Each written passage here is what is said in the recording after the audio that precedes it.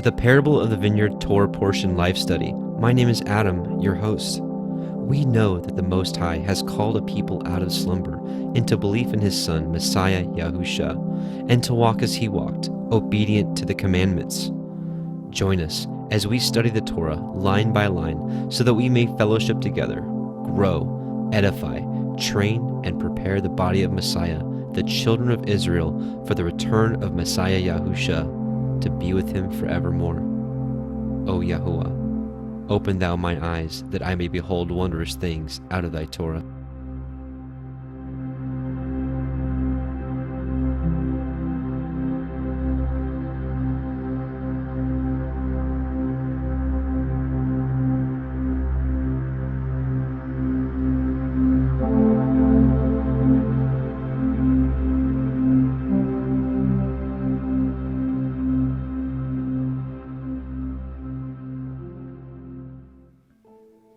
And welcome, brothers and sisters. Welcome to the Parable of the Vineyard YouTube channel. My name is Adam, your host, and I welcome you.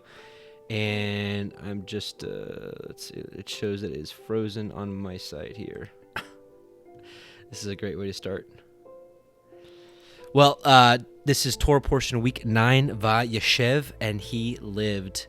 We're going to be reading Genesis chapter 37, verse 1 through 40. Verse 23, and I'm going to take a look at the chat here and see if I am frozen on your guys' end. Shalom, shalom, welcome. Welcome. Before I get too far into it, just want to see if you guys can hear me. Yeah, I'm frozen. Of course I am. Let's see here.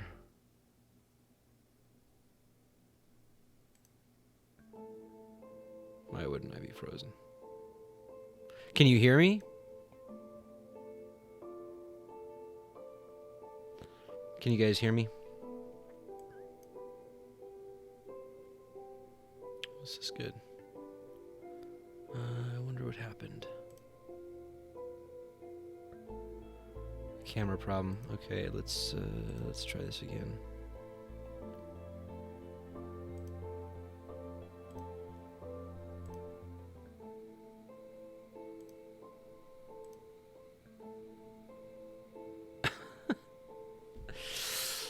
Yeah.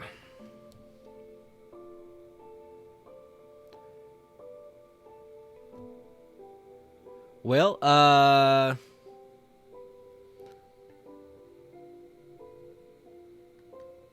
it said looks good. Okay, reset. Yeah, I don't know. Audio is good. Okay. Well, I'll just switch over to the screen share then. And yeah. We'll just have a chat then. Let me see if I can try one thing.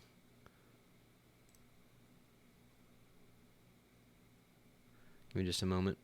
For those of you watching this as a recording, you're probably already annoyed. I apologize. But it is what it is.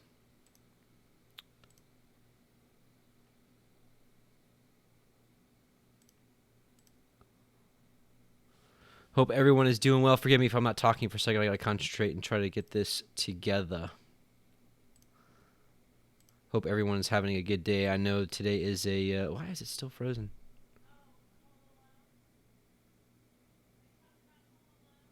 Yeah, maybe we'll just do it without my face today.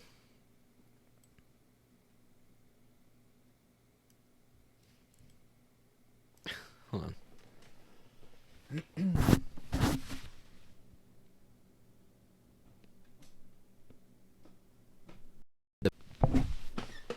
Oh, okay. There we go. Here we go.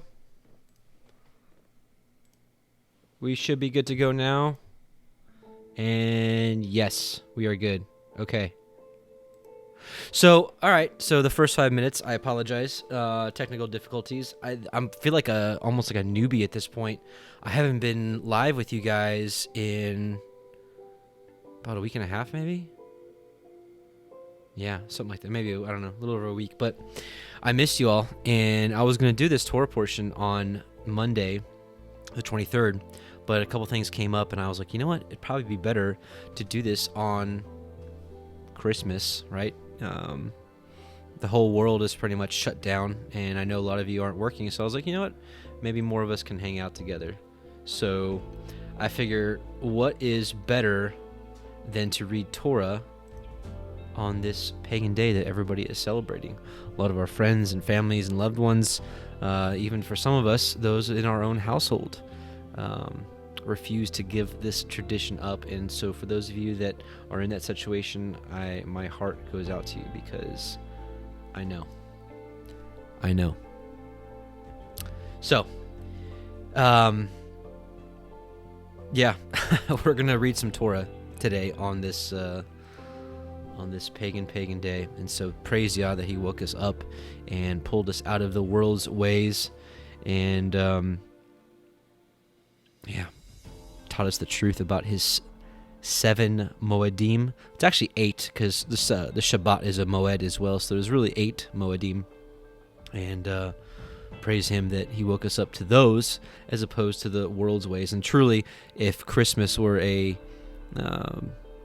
feast day or something from the Most High, obviously the whole world wouldn't be celebrating. I mean, this is, and the kind of airtime that they give Christmas on the media is just, it's witchcraft. I mean, it really is witchcraft, with the amount of brainwashing and subconscious that they put into you with all the music. I mean, you can't go anywhere without hearing the music, and I mean, it's just like all over media wherever you go. And at the same time, it is good to open up Facebook and see all of you all posting all the exposing it, I guess you could call it.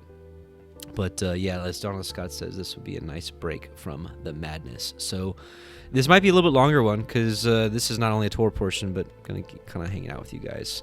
And we're going to be reading quite a bit. So again, this is Torah portion week 9, Yeshev, and he lived.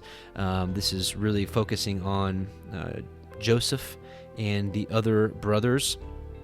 But we're going to be reading also parallel scriptures in Jasher, a little bit of Jubilees.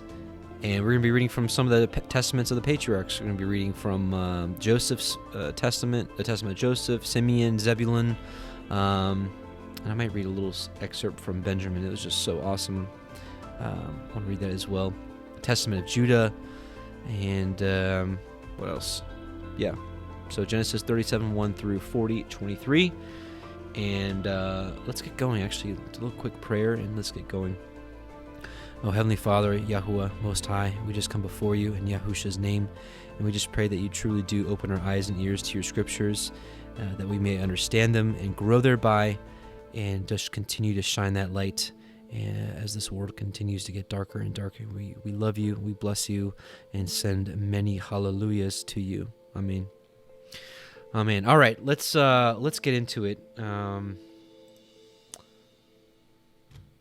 Let's get into it.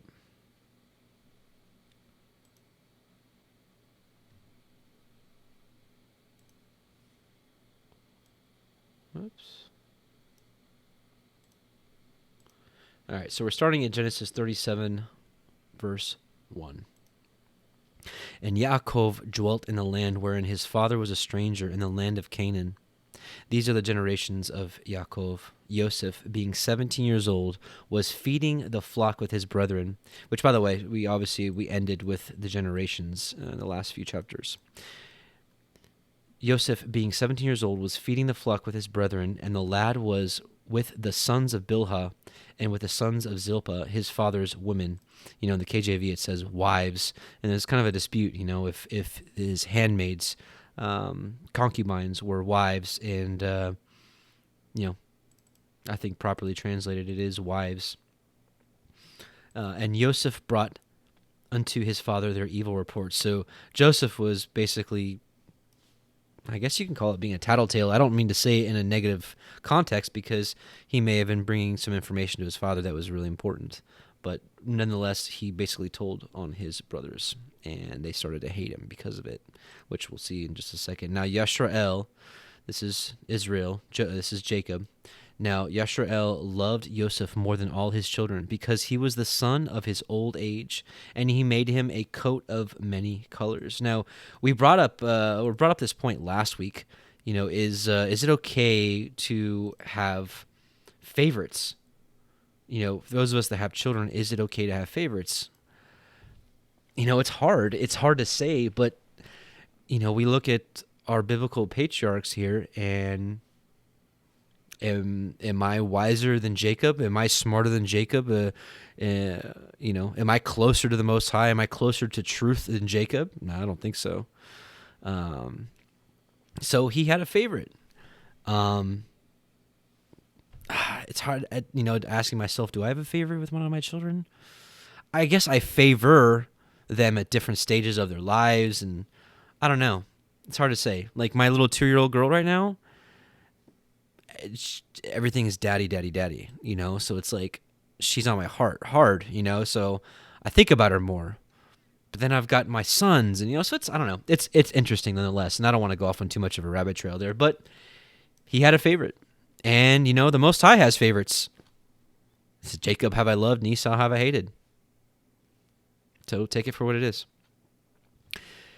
And when his brethren saw that their father loved him more than all of his brethren, they hated him, and could not speak peaceably unto him. And Joseph dreamed a dream, and he told it his brethren, and they hated him yet the more. And he said unto them, Hear, I pray you, this dream which I have dreamed.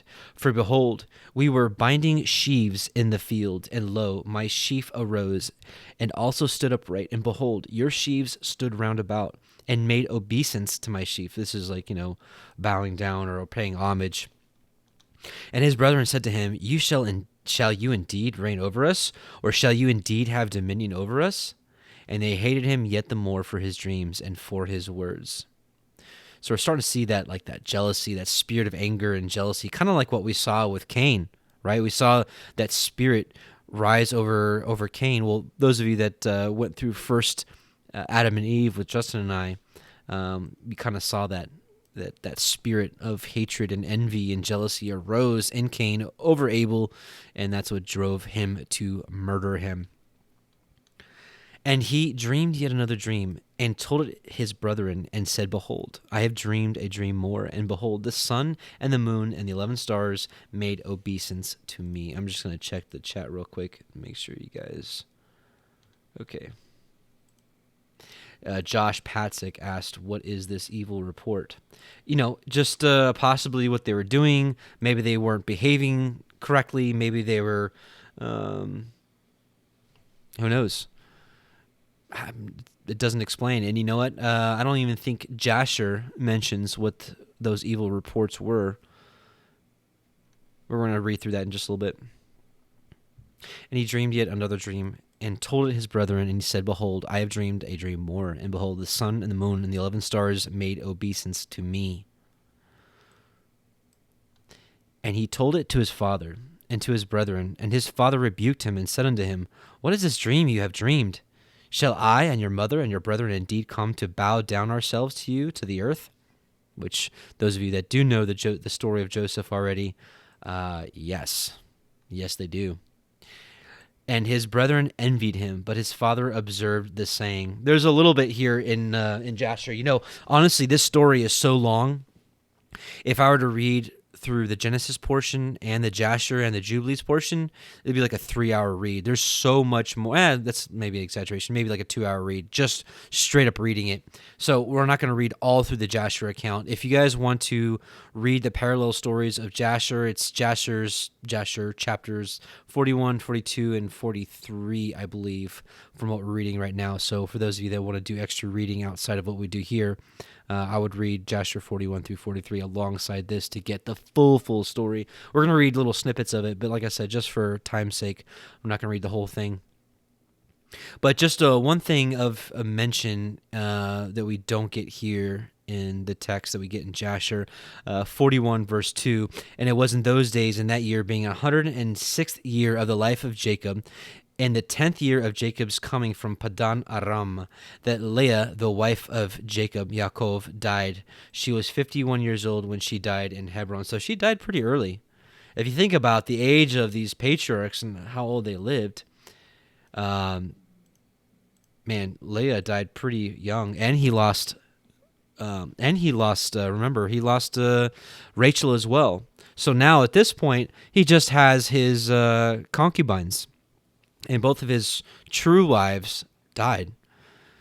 So it wasn't easy pie for Jacob. like we talked about last week, or was it the week before, his name is the supplanter, the deceiver. And we saw how the deceiver got deceived himself by Laban and by Esau and others. But, it wasn't completely smooth sailing for him. I mean, think about this. What we'll see here in a little bit, he thinks that his most beloved son dies, is mauled by an animal. Both of his wives die, one in childbearing, and it doesn't really say here how Leah died. But it wasn't smooth sailing for him. It wasn't easy, He had struggles. He had, and we saw it last week, they had to put away all their idols. So apparently there was idolatry in the house. And some of you had responded on a message last week about how it was just like the earrings and necklaces and how those were considered idols. Well, it specifically said in Jasher, the earrings, the jewelry, and the idols, and. So it wasn't just, the earrings, the necklaces, which were idols. It was and. So I don't know. And it was also specific to say that it wasn't just the idols that Rachel had stole. But anyway, so like all I'm saying here is that Jacob had some trials and tests, just like we're going to see actually here with Joseph.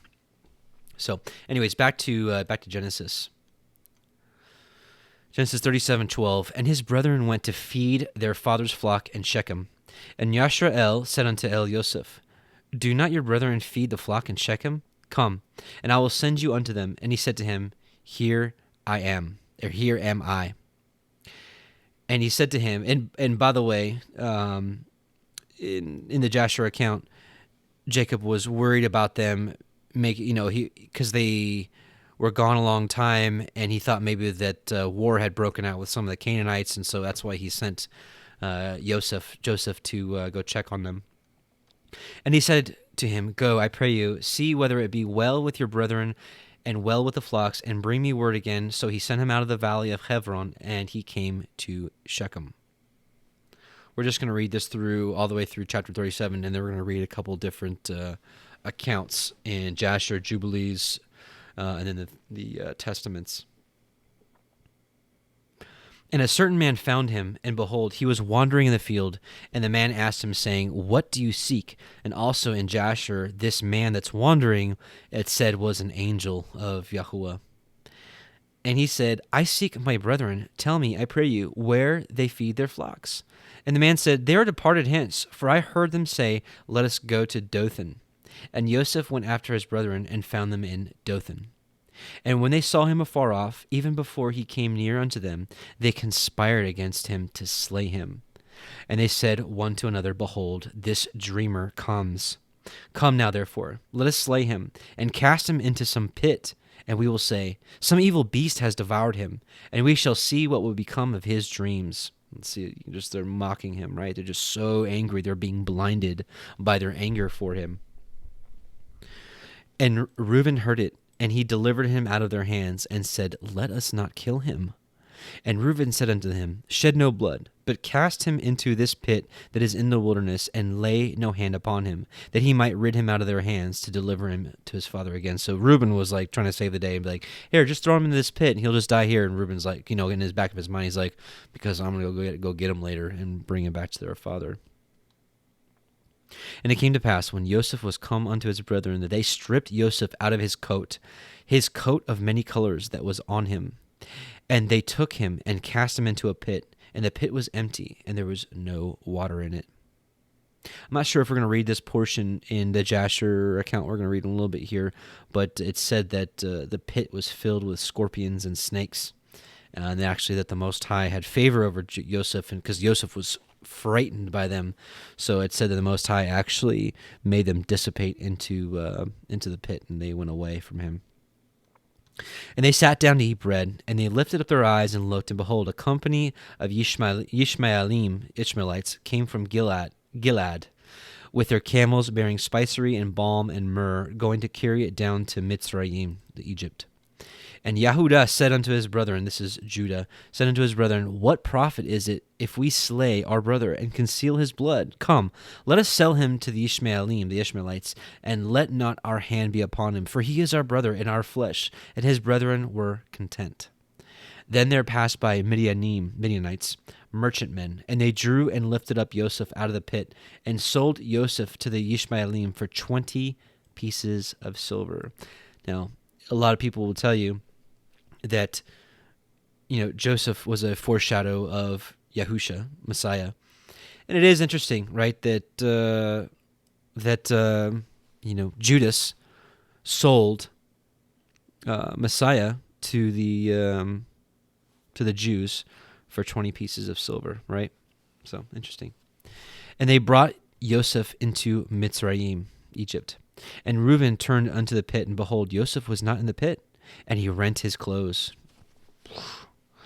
And he returned unto his brethren and said, The child is not, and I, whither shall I go? They took Yosef's coat and killed a kid of the goats and dipped the coat in the blood. And they sent the coat of many colors, and they brought it to their father and said, this we have found. This we found. Know now whether it be your son's coat or no. And he knew it and said, It is my son's coat. An evil beast has devoured him. Yosef is without doubt rent in pieces. And Yaakov rent his clothes and put sackcloth upon his loins and mourned for his son many days. And all his sons and all his daughters rose up to comfort him, but he refused to be comforted. And he said, For I will go down into Sheol into my son mourning. Thus his father wept for him. And the Midianim sold him into Mitzrayim unto Potiphar, an officer of Pharaoh's and captain of the guard. So Joseph is sold into slavery, and Jacob is devastated. I would be too. Especially if my other children came back with a bloodied coat with torn up, and I can only imagine the thoughts going on in your head. But everything shofar so good. Okay, so we're going to read Jubilees 41:19 through 34. Just some interesting stuff here. And Yaakov saw that his sons were delayed in Shechem, and Yaakov said within himself, Peradventure the people of Shechem have risen up to fight against them. Therefore they have delayed coming this day. And Yaakov called Yosef his son and commanded him, saying, Behold, thy brethren are feeding in Shechem this day, and behold, they have not yet come back. Go now, therefore, and see where they are, and bring me word back concerning the welfare of thy brethren and the welfare of the flock. And Yaakov sent his son Yosef to the valley of Hebron. And Joseph came for his brothers to Shechem, and could not find them. And Yosef went about the field which was near Shechem, to see where his brothers had turned, and he missed his road in the wilderness, and knew not which way he should go. And an angel of YHWH found him wandering in the road toward the field, and Yosef said unto the angel of YHWH, I seek my brethren. Hast thou not heard where they are feeding?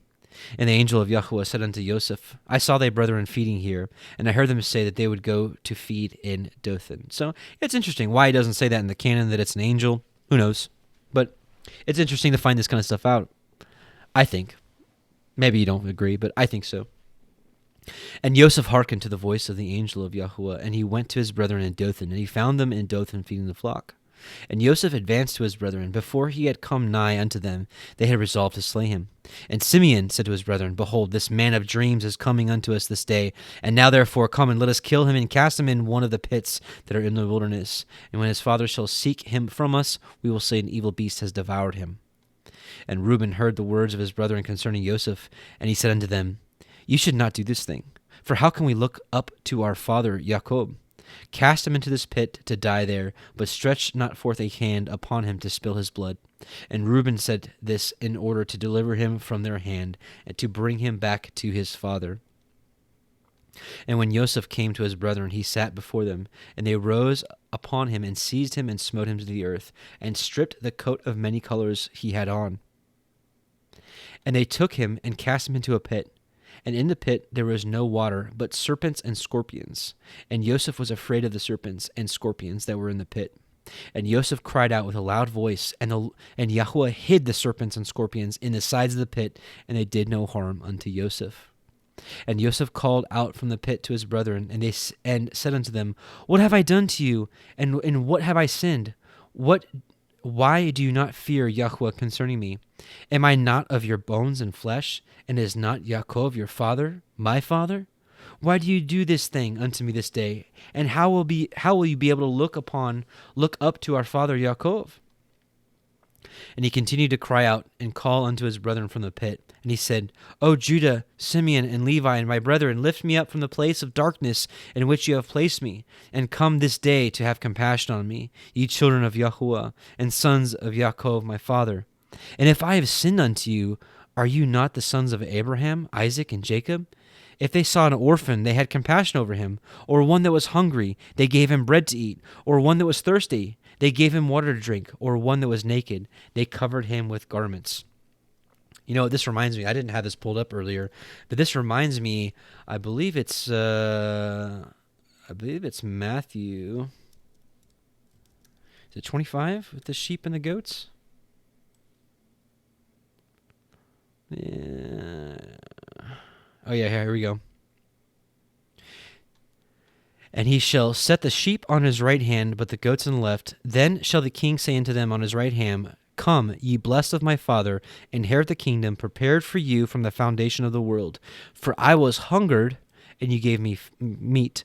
I was thirsty, and you gave me drink. I was a stranger, and you took me in. Naked, and you clothed me. Sick, and you visited me. I was in prison, and you came unto me.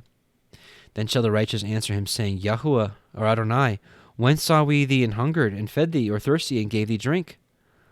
Right? And they just kept going on, and then he said, and the king shall answer and say unto them, Verily I say unto you, inasmuch as ye have done it unto one of the least of these my brethren, ye have done it unto me.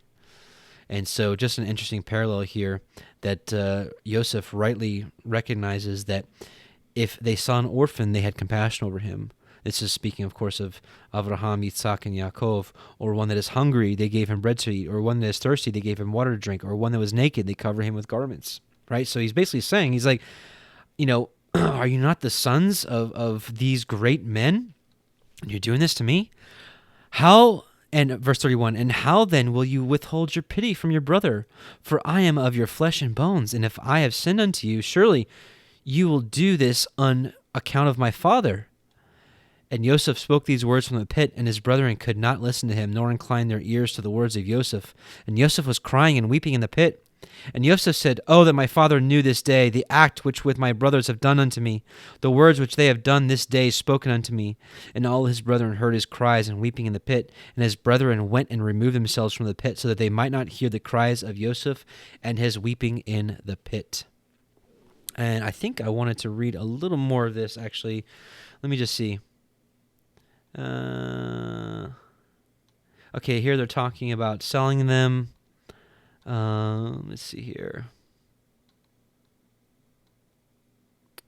Give me just a moment here. I want to skim this.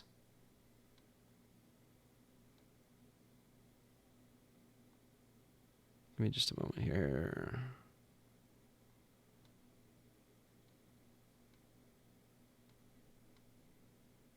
Okay, so here they wanted to get Joseph back, but they couldn't. Let's see. No, okay, we're not going to read any more from Jasher right now. Let's get back to actually now we're going to read. So I wanted to read different accounts of Joseph and his brothers, and so just a few passages here in Jubilees 34, 12 through 17. 12 through 17. And the sons of Yaakov slaughtered a kid, and dipped the coat of Yosef in the blood, and sent it to Yaakov their father on the 10th of the 7th month. And he mourned all that night, for they had brought it to him in the evening, and he became feverish without mourning for his death. And he said, An evil beast hath devoured Yosef. And all the members of his house mourned with him that day, were grieving and mourning with him all that day. And his sons and his daughters rose up to comfort him, but he refused to be comforted for his son. And on that day Bilhah heard that Yosef had perished, and she died mourning him. And she was living in Kafratef. And Dinah also, his daughter, died after Yosef had perished, or at least that they thought he had perished. So now 3 of his wives died, right? And there came these 3 mournings upon Israel in 1 month, and they buried Bilhah over against the tomb of Rachel, and Dinah also, his daughter, they buried there.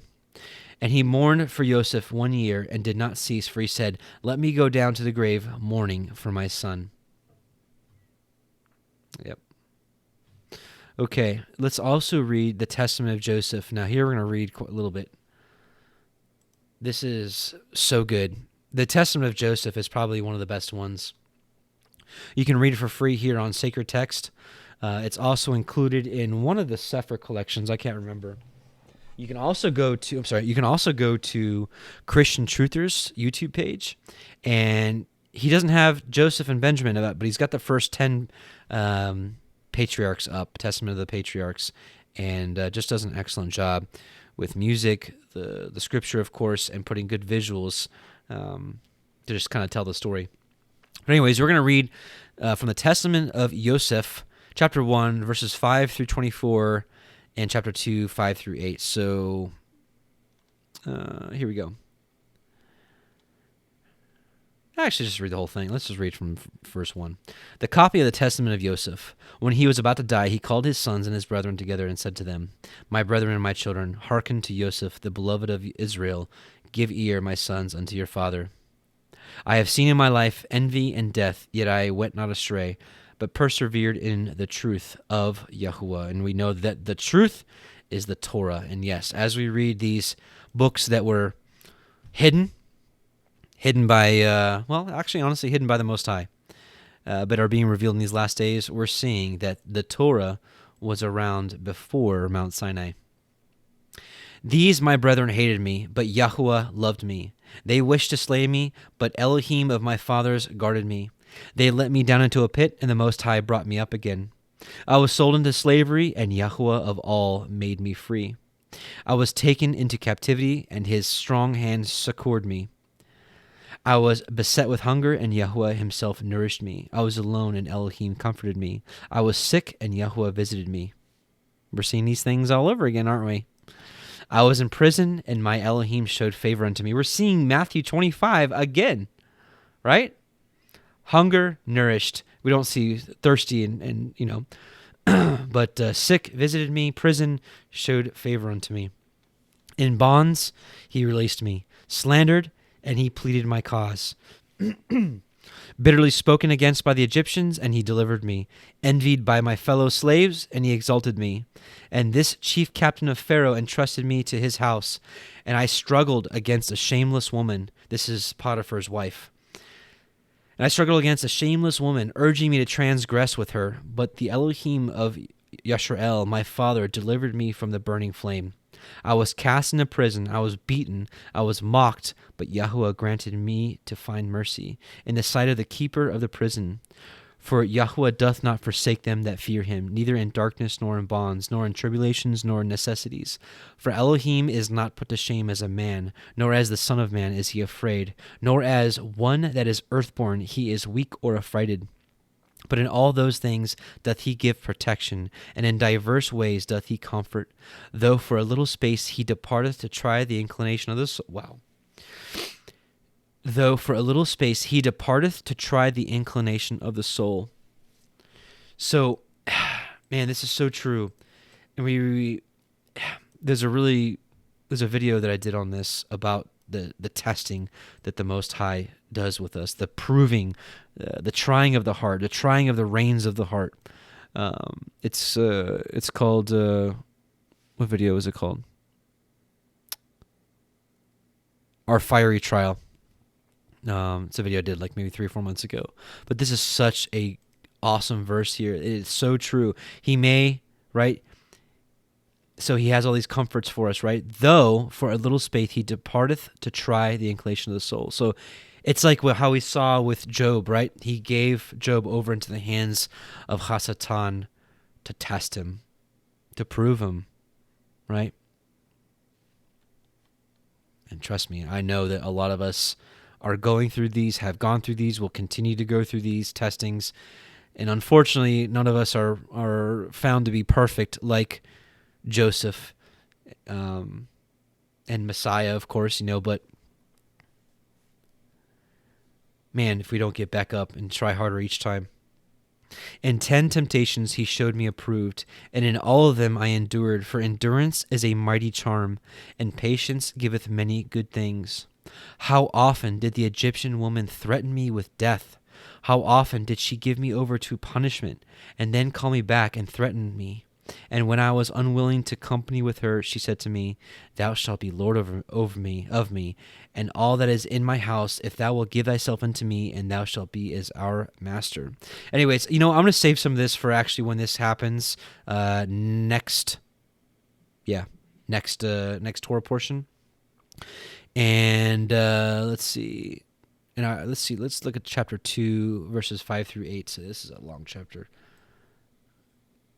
Chapter 2, 5 through 8. So what is this? Yeah, here we go. My brethren knew how my father loved me, and yet I did not exalt myself in my mind.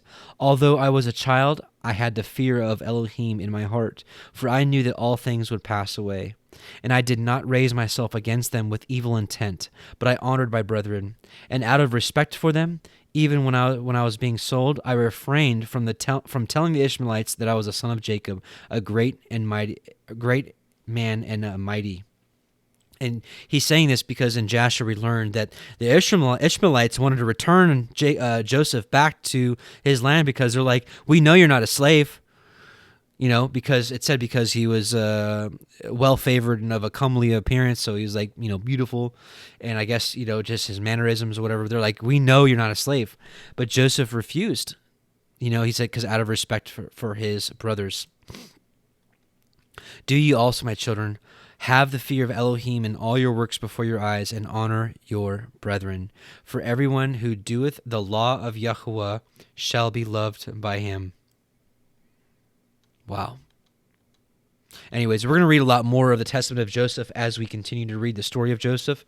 But man, great book. It's not long. Take you 30 minutes to read.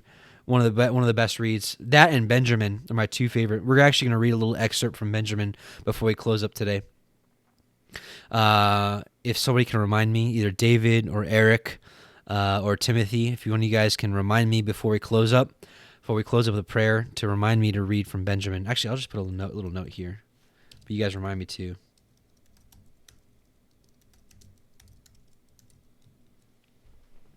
Okay, so now we're going to read from the Testament of Simeon.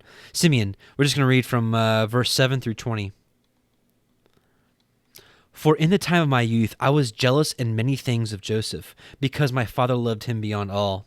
And I set my mind against him to destroy him, because the prince of deceit sent forth the spirit of jealousy and blinded my mind, so that I regarded him not as a brother, nor did I spare even Yaakov my father. But his Elohim and the Elohim of his fathers sent forth his angel and delivered him out of my hands. Remember, this is the same man that alongside Levi killed an entire town of thousands with 4 hands and 2 swords, right? 2 men and 2 swords, and of course the Most High. So obviously if he wanted to kill Joseph, he could have, but YHWH said, For when I went to Shechem to bring ointment for the flocks, and Reuben to Dothan, where our necessaries and all of our stores, Judah, my brother, sold him to the Ishmaelites. And when Reuben heard these things, he was grieved, for he wished to restore him to his father. But on hearing this, I was exceedingly wroth against Judah, in that he let him go away alive. And for 5 months I continued wrathful against him. But YHWH restrained me, and withheld me from the power of my hands, for my right hand was half withered for 7 days. So look at Most High is like, I'm going to show you that this ain't happening. And I knew, my children, that because of Joseph this had befallen me. And I repented and wept, and I besought YHWH Elohim that my hand might be restored, and that I might hold aloof from all pollution and envy and from all folly. For I knew that I had devised an evil thing before YHWH and Yaakov my father, on account of Joseph my brother, in that I envied him. Right? This is like coveting. And now, my children, hearken unto me, and beware of the spirit of deceit and envy. For envy ruleth over the whole mind of a man, and suffereth him neither to eat, nor to drink, nor to do any good thing, but it ever suggesteth to him to destroy him that he envieth.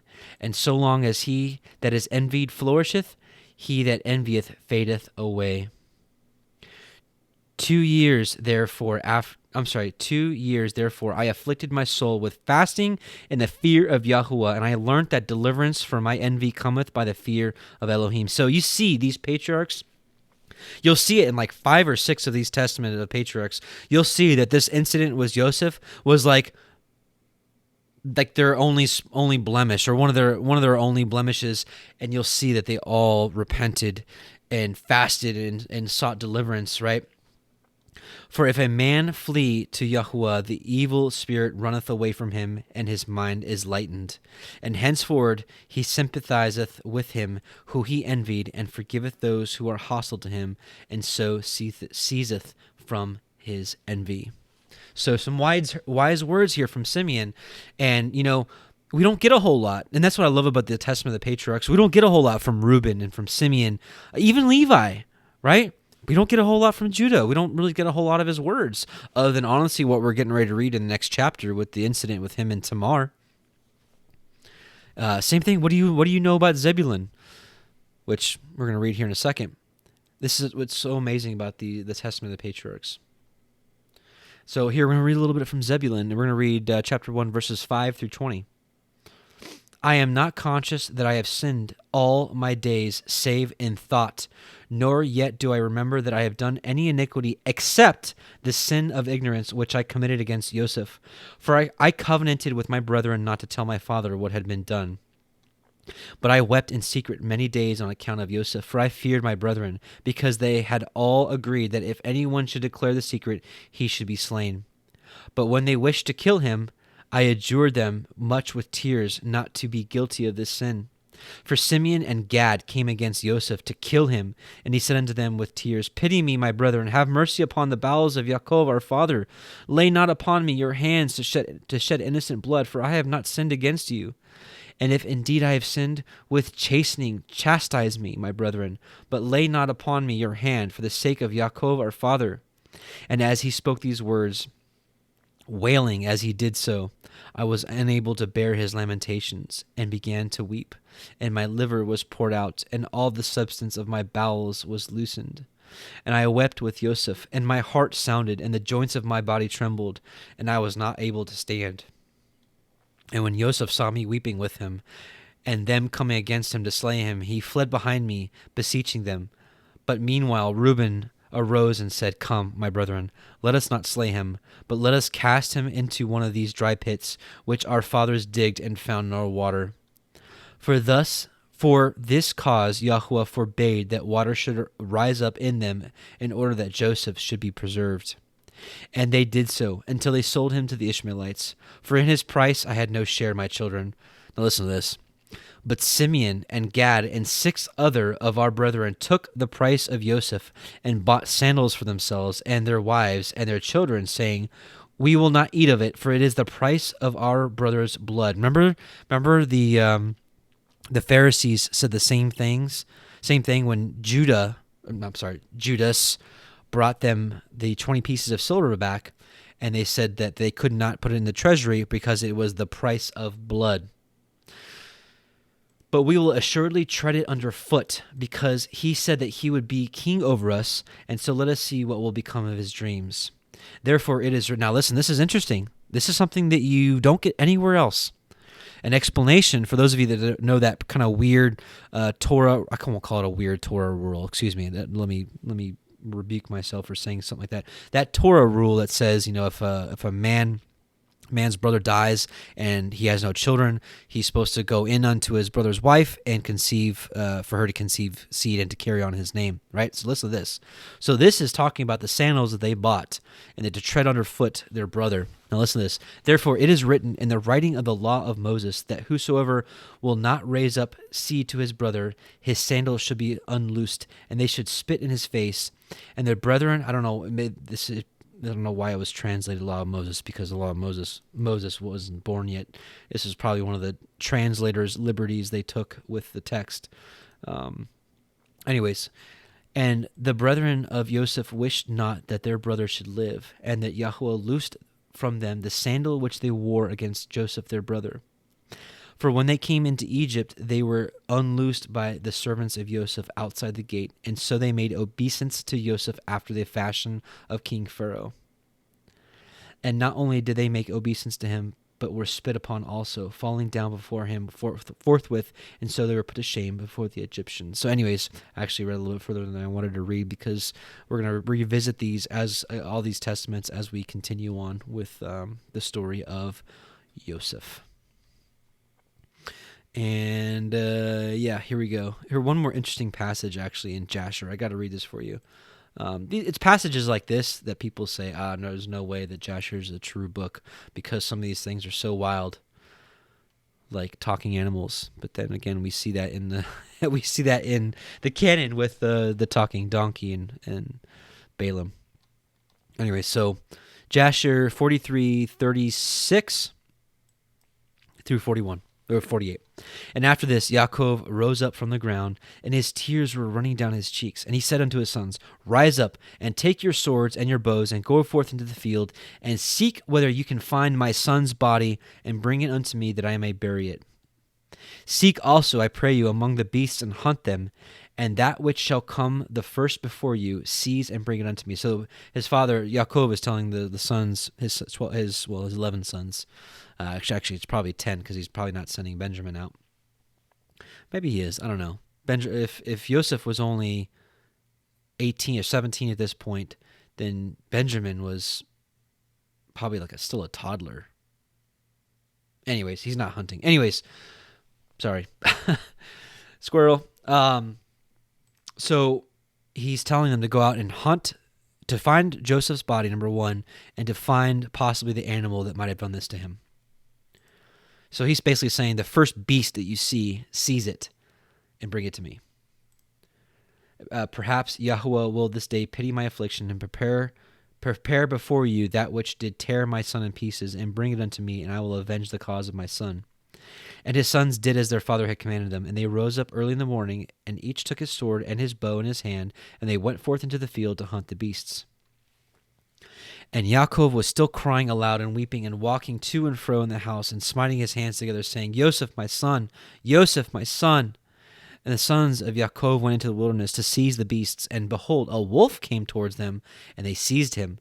And they brought him unto their father, and they said unto him, This is the first we have found, and we have brought him unto thee, as thou didst command us, and thy son's body we could not find. And Yaakov took the beast from the hands of his sons, and he cried out with a loud and weeping voice, holding the beast in his hand, and he spoke with a bitter heart unto the beast, Why didst thou devour my son Yosef? And how didst thou have no fear of Elohim of the earth, or of my trouble for my son Yosef? And thou didst devour my son for naught, because he committed no violence, and didst thereby render me culpable on his account. Therefore Elohim will require him that is persecuted. And Yahweh opened the mouth of the beast in order to comfort Yaakov with its words. And it answered Yaakov and spoke these words unto him. As Elohim liveth, who created us in the earth, and as thy soul liveth, my Adonai, I did not see thy son, neither did I tear him to pieces. But from a distant land I also came to seek my son, who went from me this day. And I know not whether he be living or dead. And I came this day into the field to seek my son, and your sons found me, and seized me, and increased my grief. And I have this day brought me before thee. And I have now spoken all my words to thee. And now, therefore, O Son of Man, I am in thy hands, and do unto me this day as it may seem good in thy sight. But by the life of Elohim who created me, I did not see thy son, nor did I tear him to pieces, neither has the flesh of man entered my mouth all the days of my life. And when Yaakov heard the words of the beast, he was greatly astonished, and he sent forth the beast from his hand, and she went her way. And Yaakov was still crying aloud and weeping for Yosef day after day, and he mourned for his son many days. So a wild story, but I believe it. I really do. I've told you, brothers and sisters, time and time again, I do believe Yashar is a true book, and is the very same book that we're reading right now that was mentioned in the book of Joshua and in the book of 2 Samuel. There's a lot of other books that people don't know about that are mentioned. A book that I've been dabbling in here or there, but really want to dive into is the book of Gad the Seer. Awesome book. That's also mentioned in the scriptures. I think it's in Chronicles, 1 Chronicles 29:29. But anyways, wild story here, right? You see the Most High opening the mouth of a wolf. But I believe it because he also opened the mouth of a donkey. Why would one be true and, give no credibility to another? Listen, I think the Most High designed his word exactly the way it was supposed to be. If you took everything, all the details from Jubilees and Jasher, and from all the Testament of the Patriarchs, and from the first book of Adam and Eve, and you put that all into Genesis, I mean, you'd have a book that would be, I don't know, so long that maybe people wouldn't read it. I don't know. Maybe not. Maybe that's not the point. But it would be so long that it would probably be half, like, it probably is as long as half the scriptures right now. So, the Most High recorded in Genesis what needed to be recorded. Because as we saw in 2 Esdras 14, he says that certain books would be left for the worthy and the unworthy to read. And then he reserved certain books to be read only by the wise. So, it's from him. He wanted it this way. How's everything? How's this doing? Is it good? Okay, good. Good. Stream status, good. Okay. Yeah. What's going on, Jose, Eric? What is going on, Damari, the Natsari Gonzalez, the winner of my old shofar? I wonder if did you get it yet, sister? Hope you're enjoying it. If you've gotten it already, hope you're enjoying it. It's interesting. Well, no, I'll just leave that alone. I'll leave that part alone. Kristen Cairo, good to see you. Deborah Wagner, Douglas Huckleberry. Hey, welcome back. Familiar faces and screen names. Molly, believer in the Messiah. Welcome. Welcome, welcome. Okay, let's get back to it. That was one chapter. It took us only 50 minutes to go through one chapter, but there was really so many different parallels there I really wanted to show you that I thought were really interesting. So what we're going to do now is read through chapter 38. I'm just going to read through the whole thing, maybe comment as I feel led to, and then we're going to read a couple of verses out of the Testament of Judah to give us kind of the full story here with the incident of Judah and Tamar. Genesis 38. And it came to pass at that time that Yehudah went down from his brethren and turned into a certain Adulamite whose name was Hira. And Yehudah saw there a daughter of a certain Canaanite whose name was Shuach. And he took her and went in unto her. And now we're going to read why, in the Testament of Judah, we're going to read why Judah married a Canaanite. And she conceived and bore a son, and he called his name And she conceived again and bore a son, and she called his name Onan. Hang on. Yeah, okay, we're good. Onan. And she had conceived again and bore a son, and called his name Shelach. And he was at Keziv when she bore him. And Yehudah took a woman for his firstborn, whose name was Tamar. So this is his daughter-in-law. And Yehudah's firstborn was wicked in the sight of Yahuwah, and Yahuwah slew him. And Yehudah said unto Onan, Go in unto your brother's woman, and marry her, and raise up seed to your brother. So here we see, this is Torah right here. And you can see Torah being carried out before the Torah was officially given to Yisrael at Mount Sinai with Moses. This is what we just talked about with the sandal being loosed, right? And Onan knew that the seed should not be his, and it came to pass when he went unto his brother's woman that he spilled it on the ground, lest that he should give seed to his brother. So it looks like he had intercourse with her, but did not, the seed went on the ground instead of where it was supposed to go. And the thing which he did displeased Yahuwah, wherefore he slew him also. So that's something to think about, right? How do I say this without being worldly or kind of gross? But I guess what people call the pull-out method is wicked in the sight of Yahuwah. wicked. That's what he did here. He spilled it on the ground instead of where it was supposed to go, and he killed him. Then said Yehuda to Tamar, his daughter-in-law, "Remain a widow at your father's house, till Shilach my son be grown." For he said, "Lest perchance he die also, and as his brethren did." And Tamar went and dwelt in her father's house. And in process of time, the daughter of Shuach, Yehuda's woman, died. And Yehuda was comforted, and went up unto his sheep shearers to Timnath, he and his friend Hira, the Adullamite. So basically his wife died, and Yehuda was comforted. And we're actually going to learn why in the Testament of Judah, of Yehuda. And it was told Tamar, saying, "Behold, your father-in-law goes up to Timnah to shear his sheep." Now, why this would even be told to her? Because, again, Judah told Tamar, put on your widow's clothing and go back to your father's house. And when his third son grows up, that he would give him to her, and it never happened, right? So she's kind of like, I'm just going to wither away, and I'm going to have no seed. So Tamar's like, oh, yes, I'm going to have some seed.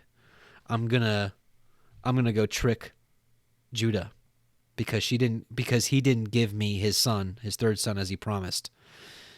So someone told her, hey, your father-in-law, Judah, your father-in-law is going to go shear his sheep over here, over yonder.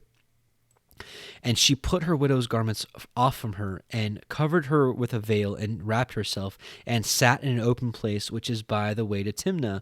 For she saw that Shilach was grown, and she was not given unto him to be his woman. So she saw that, right? So she's like, I'm just going to wither away. So I'm going to do some trickery here, some deceit, and I'm going to get some seed that way. And, as far as I don't remember if we're going to learn this in the Testament of Judah or not, but the reason she went to this town and sat in the gate with a veil and wrapped herself, it's kind of a gross custom. But this is the law of the Amorites, that before you got married, you basically have to become a whore for 7 days. And I guess men just did with you as they pleased for 7 days, like different men. So think about just how crazy that is. Maybe we'll read this in the Testament of Judah. I can't remember if that's where I read that from. Maybe we'll see. Genesis 38:15. When Yehuda saw her, so she's sitting in the gate with, looking like a prostitute. When Yehuda saw her, he thought to her to be a harlot because she had covered her face. And he turned unto her by the way and said, Go to, I pray you, let me come into you, for he knew not that she was his daughter-in-law. And she said, What will you give me that you may come into me? And he said, I will send you a kid from the flock. And she said, Will you give me a pledge till you send it? And he said, What pledge shall I give you? And she said, Your signet, and your bracelets, and your staff that is in your hand. And he gave it her, and he came in unto her, and she conceived by him. So now Judah just impregnated his daughter-in-law, which is straight wickedness, but we're going to see why the Most High had mercy on him based off of the Testament of Judah. And she arose and went away, and laid by her veil from her, and put on the garments of her widowhood. So she took off the harlot's garments and put on her garments of widowhood.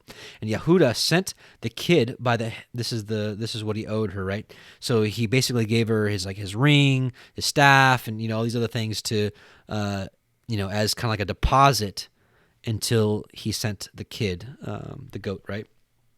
So and Yehuda sent the kid by the hand of his friend, the Adullamite, to receive his pledge from the woman's hand, but he found her not. Then he asked the men of that place, saying, Where is the harlot that was openly by the wayside? And they said, There was no harlot in this place. And he returned unto Yehuda and said, I cannot find her. And also the men of the place said that there was no harlot in this place. And Yehuda said, Let her take it to her, lest we be shamed. Behold, I sent this kid, and you have not found her. And it came to pass, about 3 months after, that it was told Yehuda, saying, Tamar, your daughter-in-law, has played the harlot, and also, behold, she is with child by whoredom. And Yehuda said, "Bring her forth and let her be burnt." And this is Torah right here. Specifically, I think it was specifically for the priest's daughter had to be burnt. That was that committed whoredom, but a regular one, a non-priest's daughter, was stoned to death with the man. But in the case of a Levite priest, his daughter being in whoredom, she was to be burnt. I'll have to double check that. Someone can double check me on that. Genesis 38:25. When she was brought forth, he sent her to her father-in-law, saying, "By the man whose these are, I with child." So when she was brought to Judah, she's like, "Yeah, I'm pregnant by the man that whose these things are," and she had his staff, right? So, yeah, "By the man whose these are, am I with child?" And she said, "Discern, I pray you, whose are these? The signet, the bracelets, and the staff." And Yehuda acknowledged him and said, "She has been more righteous than I, because that I gave her not to Shilach my son, and he knew her again no more." So basically, Yehuda is saying like, she's more righteous than I, because he promised her that he would give her his third son, and he didn't do it because he's like, lest he die too, like my other sons. And so he's kind of acknowledging that he understood why she did this. And it says right here that he knew her again no more, so he didn't go into her again.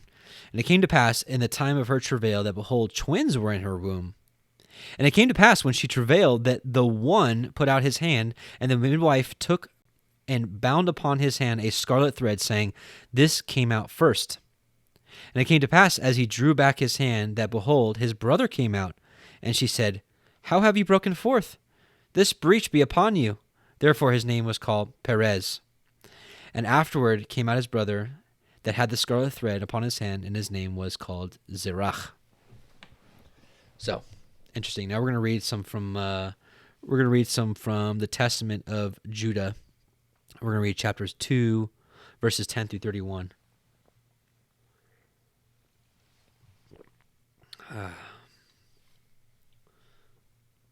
What's going on here? Yep, he never touched her again.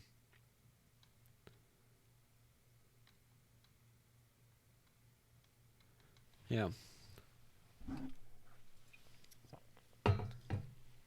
Yeah, for those of you that want to have some fellowship outside of YouTube, Brother Eric Padgett just put a link here for the Discord group for the Nazarene. Yeah. Okay, so let's read from the Testament of Yehuda, chapter 2. We're going to read starting at verse 10. "And after these things, my son took to wife Tamar from Mesopotamia, daughter of Aram. Now was wicked, and he was in need concerning Tamar, because she was not of the land of Canaan." So, you have to remember, we have to back up for a second. We have to remember that Judah had gotten children by a Canaanite, married a Canaanite woman. And so is half Canaanitish. So he wanted a Canaanite wife, right? So it says he was in need concerning Tamar because she was not of the land of Canaan. So he was like, I don't want her, right? And on the third night, an angel of YHWH smote him. And he had not known her according to the evil craftiness of his mother, for he did not wish to have children by her. So, right, so this is why we read in Genesis that Judah was comforted when his wife died, because his wife was evil. Evil. We'll see here in a second. "In the days of the wedding feast, I gave Onan to her in marriage, and he also in wickedness knew her not, though he spent with her a year."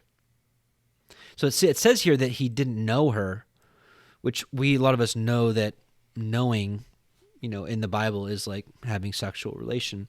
But we did read in Genesis that he did go in unto her, but spilled seed. So possibly it's mentioned that he didn't know her because he'd never fully went through with it. And when I threatened him, he went in unto her. Oh, yeah, okay, so I'm sorry. Okay, forgive me. So he didn't go into her for an entire year, right? He didn't have sex with her for an entire year. And when I threatened him, this is Judah speaking, and when I threatened him, he went in unto her, but he spilled the seed on the ground, according to the command of his mother, and he also died through wickedness. So you can see here, Judah's wife is evil. And I wished to give Shelah also to her, but his mother did not permit it. For she wrought evil against Tamar, because she was not of the daughters of Canaan, as she also herself was. So here we go. This is where it's revealed why Shelah wasn't given to Tamar, because his mom wouldn't permit her. Yeah, his mom wouldn't permit it because she wasn't a Canaanitish woman. And I knew that the race of the Canaanites was wicked, but the impulses of youth blinded my mind. So now we're going to get an understanding of why Judah actually married a Canaanite woman. And when I saw her pouring out wine, owing to the intoxication of wine, I was deceived and took her, although my father had not counseled it. So it's like Judah knew better, right? But she poured him a little wine, and he got a little intoxicated, and he's like, yes. And while I was away, she went and took for Shelah a wife from Canaan. And when I knew what she had done, I cursed her in the anguish of my soul, because she gave him his only son at this point, a Canaanitish wife. And she also died through her wickedness together with her sons. So this is again what we saw in Genesis, where he was comforted in her death. And after these things, while Tamar was a widow, she heard after 2 years that I was going up to shear my sheep, and adorned herself in bridal array, and sat in the city in Naim by the gate. Now here we go. Yeah. For it was a law of the Amorites that she who was about to marry should sit in fornication 7 days by the gate. So be a whore, a harlot for 7 days. What a crazy law. Could you imagine? Men, could you imagine if your wife if it was commanded by your community that she be a whore and whore herself out for 7 days before she marry you? Talk about damaged goods. I'm not likening a woman to goods. I'm just saying, like, man, like, can you imagine? Or even you women, what if it was a law for a man, to go whoring about for 7 days before he marry you? Like, talk about filthy, right? So this is why Judah thought that she was a harlot. Therefore, being drunk with wine, I did not recognize her, and her beauty deceived me through the fashioning of her adorning. And I turned aside to her and said, let me go in to thee. And she said, what wilt thou give me? And I gave her my staff, my girdle, and the diadem of my kingdom in pledge. And I went in unto her, and she conceived. And not knowing what I had done, I wished to slay her, but she privily sent my pledges and put me to shame. And when I called her, I also heard the secret words which I spoke when lying with her in my drunkenness, and I could not slay her because it was from YHWH. So basically, he was telling her secrets while he was drunk and having sex with her. For I said, lest happily she did it in subtlety, having received a pledge from another woman. But I came not again near her while I lived, because I had done this abomination in all Yisrael. Moreover, they who were in the city said there was no harlot in the gate, because she came from another place and sat for a while in the gate. And I thought that no one knew that I had gone into her. And after this we came into Egypt to Joseph because of the famine. And I was 40 and 6 years old, and 73 years lived. I can't read. And I was 40 and 6 years old, and 73 years I lived in Egypt. We didn't need to read that last part, but here you get some interesting context as to why all that happened and a little bit of more understanding. So praise YHWH for unsealing these books to us so that we can, just amazing. Okay, yeah. Need a little water. Forgive me. All right, chapter 39. We got 2 more chapters, 39 and 40. This is where we're going to go back to the testament of Joseph and read a little more. And Joseph was brought down to Mitzrayim, and Potiphar, an officer of Pharaoh, captain of the guard, a Mitzri, an Egyptian, right, bought him of the hands of the Ishmaelim, which had brought him down thither. And YHWH was with Joseph, and he was a prosperous man, and he was in the house of his master, the Mitzrayim. And his master saw that Yahuwah was with him, and that Yahuwah made all that he did prosper in his hand. We see this even in captivity. We saw it with Daniel. Daniel was prosperous, even in Babylon, in the hands of the enemy. So was Salathiel.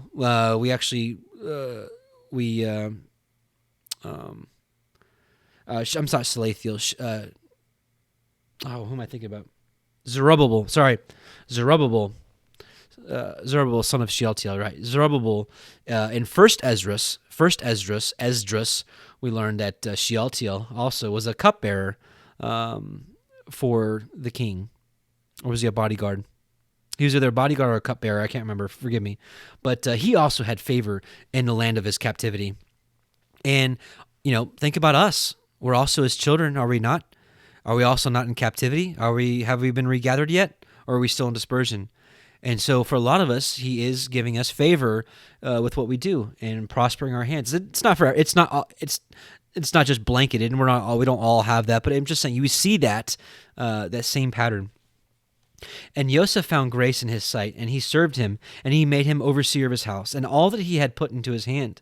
And it came to pass, from the time that he had made him overseer in his house, and over all that he had, that Yahuwah blessed the Mitzri's house for Yosef's sake. And the blessing of Yahuwah was upon all that he had in the house and in the field. And he left all that he had in Yosef's hand, and he knew not aught he had, save the bread which he did eat. And Yosef was a goodly person and well favored. And it came to pass after these things that his master's woman cast her eyes upon Yosef, and she said, "Lie with me." Right? So she's like, let's commit adultery together. But he refused, and said unto his master's woman, "Behold, my master knows not what is with me in the house, and he has committed all that he has into my hand." Right? So he's like, no way. Your husband, my master, trusts me and has given me everything into my hand. There is none greater in this house than I, neither has he kept back anything from me but you, because you are his woman. How then can I do this great wickedness and sin against Elohim? And it came to pass, as she spoke to Yosef day by day, that he hearkened not unto her to lie by her or to be with her. And it came to pass about this time that Yosef went into the house to do his business, and there was none of the men of the house there within. And she caught him by his garment, saying, "Lie with me." And he left his garment in her hand and fled and got him out. And it came to pass, when she saw that he had left his garment in her hand and was fled forth, that she called unto the men of her house and spoke unto them, saying, "See, he has brought an ivri," Hebrew, ivri, unto us to mock us. He came in unto me to lie with me, and I cried with a loud voice. Hang on, I'm just going to look here. Yeah, after. Okay. And it came to pass, when he heard that I lifted up my voice and cried, that he left his garment with me and fled and got him out. And she laid up his garment by her until his Lord came home. And she spoke unto him according to these words, saying, The Ivri servant, the Hebrew servant, which you have brought unto us, came in unto me to mock me. And it came to pass, as I lifted up my voice and cried, that he left his garment with me and fled out. And it came to pass, when his master heard the words of his woman, which she spoke unto him, saying, After this manner did your servant to me, that his wrath was kindled. So Potiphar was mad. He's like, "What? Joseph, you?" And Joseph's master took him and put him into the prison, where a place where the king's prisoners were bound, and he was there in prison. But Yahuwah was with Joseph, and showed him mercy, and gave him favor in the sight of the keeper of the prison. And the keeper of the prison committed into Joseph's hand all the prisoners that were in the prison, and whatsoever they did there, he was the doer of it. The keeper of the prison looked not to anything that was under his hand, because Yahuwah was with him, and that which he did, Yahuwah made it to prosper. So you can see here again, the Most High can reach us wherever we are. Doesn't matter what situation we're in. We can be in jail. We can be in total persecution. We can be beat down, but Yahuwah is there, and He was certainly there for Yosef. Listen, let's take a look at.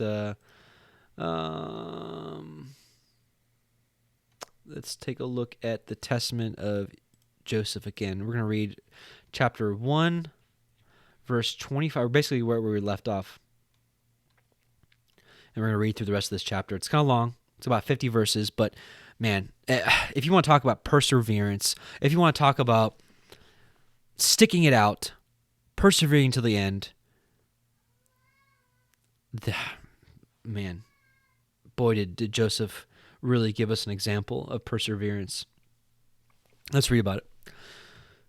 How often did the Egyptian woman threaten me with death? How often did she give me over to punishment and then call me back and threaten me? And when I was unwilling to company with her, she said to me, Thou shalt be Lord of me, and all that is in my house, if thou wilt give thyself unto me, and thou shalt be as our master.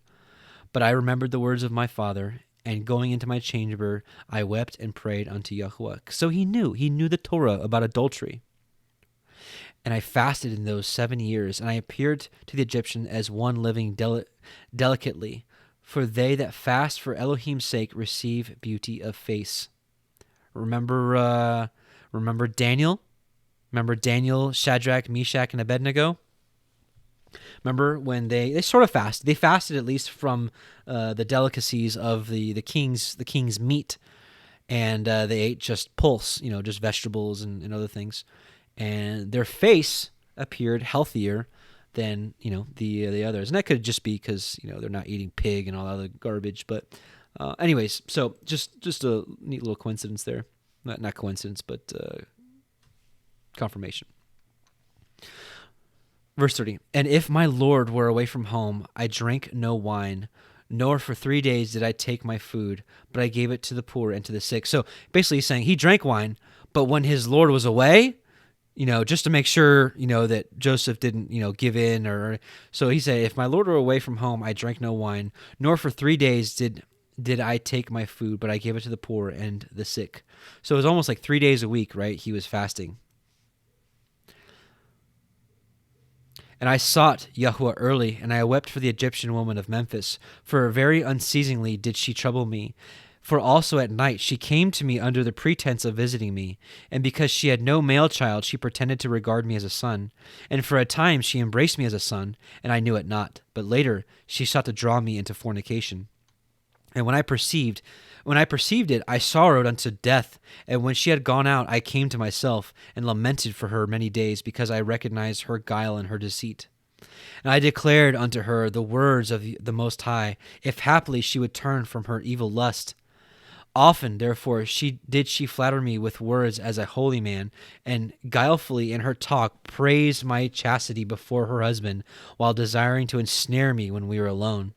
For she lauded me openly as chaste, and in secret she said unto me, Fear not my husband, for he is persuaded concerning thy chastity. For even should one tell him concerning us, he would not believe. Owing to all these things, I lay upon the ground and besought Elohim that YHWH would deliver me from her deceit. Brothers and sisters, this is how we ought to act. With things that were trials and tribulations that we're going through, it could even just be, it can be anything that you're going through. I mean, I can name a billion different things, and I don't have to say it because you know what you're going through. I don't. But how about let's, and I'm talking to myself too. Why don't we treat our situations like Joseph is? Laying it on him, casting all your cares on him, as Peter says. And when she had prevailed nothing thereby, she came again unto me under the plea of instruction, that she might learn the word of Elohim. So she's like trying every angle. She is just completely overcome by lust. And she said unto me, If thou willest that I should leave my idols, lie with me, and I will persuade my husband to depart from his idols, and we will walk in the law by YHWH.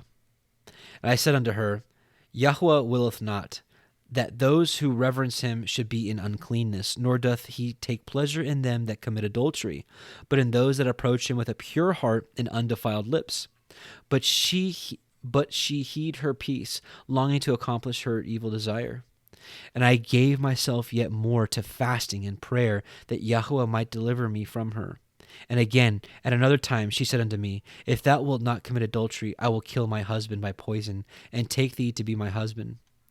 I therefore, when I heard this, rent my garments, and said unto her, Woman, reverence Elohim, and do not this evil deed, lest thou be destroyed. For know indeed that I will declare this thy device unto all men. So he's like, I won't keep this a secret. I'll let everybody know what you did. So she's basically saying, If you're not going to come into me, I'm just going to kill my husband, and I'm going to take you for a husband. She therefore, being afraid, besought that I would not declare this device. Oops, hang on. And she departed, soothing me with gifts and sending to me every delight of the sons of men. And afterwards she sent me food mingled with enchantments. And when the eunuch who brought it came, I looked up and beheld a terrible man giving me with the dish a sword, and I perceived that her scheme was to beguile me. So the Most High had revealed to Joseph, right, by giving him a terrible vision of this food, that there was trickery in it. And when he had gone out, I wept, nor did I taste that or any other of her food. So then after one day she came to me and observed the food and said unto me, Why is it that thou hast not eaten of the food? And I said unto her, It is because thou hast filled it with deadly enchantments. And how saidest thou, I come not near to idols, but to the Lord alone, but to Yahuwah alone? Now therefore know that the Elohim of my father hath revealed unto me by his angel that thy wickedness, and I have kept it to convict thee, if haply thou mayest see and repent. So he's like, I kept it here so you can see this and repent. But that thou mayest learn that the wickedness of the ungodly hath no power over them that worship Elohim with chastity, and behold, I will take of it, and I will eat it before you. And having so said, I prayed thus, the Elohim of my fathers and the angel of Abraham be with me, and ate. So he's like, he knew that the food was poisoned, and he ate it. And when she saw this, she fell upon her face and at my feet weeping. And I raised her up and admonished her. And she promised to do this iniquity no more. But her heart was still set upon evil, and she looked around how to ensnare me. And sighing deeply, she became downcast, though she was not sick. And when her husband saw her, he said unto her, Why is thy countenance fallen? And she said unto him, I have a pain at my heart, and the groanings of my spirit oppress me. And so he comforted her who was not sick. Then, accordingly, seizing an opportunity, she rushed unto me while her husband was yet without. So when her husband was gone, and she said unto me, I will hang myself, or cast myself over a cliff, if thou wilt not lie with me. And when I saw the spirit of Beliar was troubling her, this is the spirit of Satan, right? Was troubling her, I prayed unto Yahuwah and said unto her, Why, wretched woman, art thou troubled and disturbed, blinded through sins? Remember that if thou kill thyself, Asteho, the concubine of thy husband, thy rival, will beat thy children, and thou wilt destroy thy memorial from off the earth. And she said unto me, Lo, then thou lovest me. Let this suffice me. Only strive for my life and my children, and I expect that I shall enjoy my desire also. So she's basically saying, see, you do love me because you're protecting me. You're telling me not to kill myself.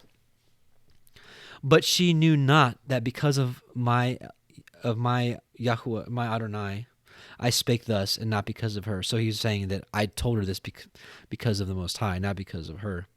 For if a man hath fallen before the passion of a wicked desire and become enslaved by it, even as she, whatever good thing he may hear with regard to that passion, and receiveth it with a view to his wicked desire.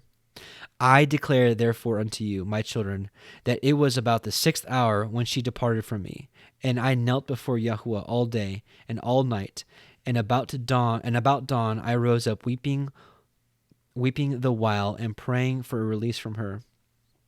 At last then she laid hold of my garments, forcibly dragging me to have connection with her. When therefore I saw that in her madness she was holding fast my garment, I left it behind and fled away naked. And holding fast the garment, she falsely accused me. And when her husband came, he cast me into prison in his house, and on the morrow he scourged me and sent me into Pharaoh's prison. And when I was in bonds, the Egyptian woman was oppressed with grief, and she came and heard how I gave thanks unto Yahuwah, and sang praises in the abode of darkness, and that with glad voice rejoiced, glorifying my Elohim, that I was delivered from the lustful desire of the Egyptian woman. So he was like praising Yahuwah that he's in jail, right? Just get me away from this woman. And often hath she sent unto me, saying, Consent to fulfill my desire, and I will release thee from thy bonds, and I will free thee from the darkness. And not even in thought did I incline unto her. For Elohim loveth him who in a den of wickedness combines fasting with chastity, rather than the man who in king's chambers combines luxury with license. Wow. I am going to put this verse for later. Wow. Hang on. Let me read that again. For Elohim loveth him who in a den of wickedness combines fasting with chastity, rather than the man who in king's chambers combines luxury with license. Something very similar was said about Moses. Yeah,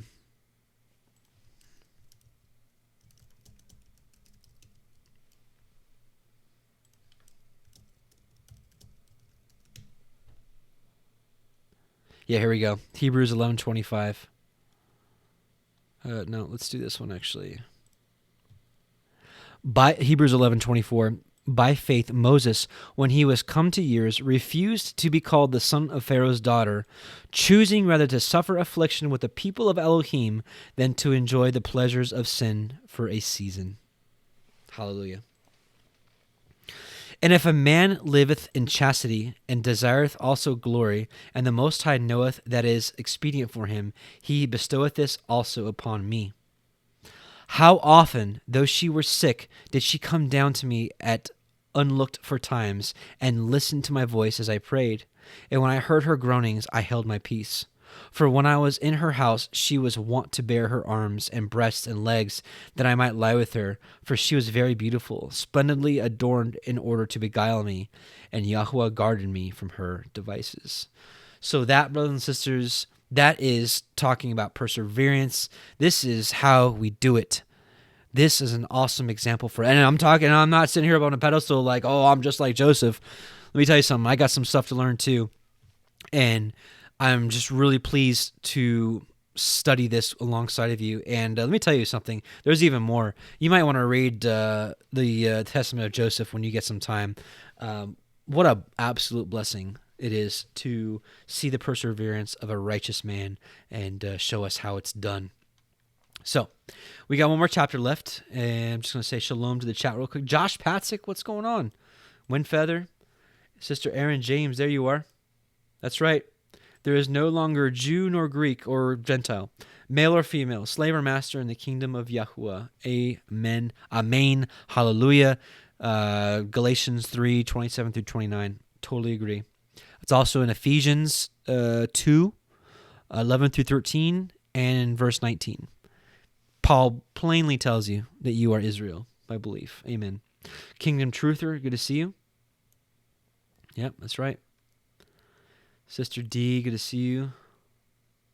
P-E-L-E, planar earth lovers everywhere. That's right. Good to see you on this flat plane.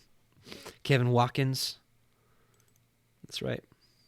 Good to see you, man. So Carts, you say. Franken Beans. Good to see you. Eric Paget. Good to see you all here on this Christmas. Yeah, that's why I'm not in a hurry to finish this one today, because, man, what what better day to read from the Torah than this pagan day? How are we doing? Good. Okay, good.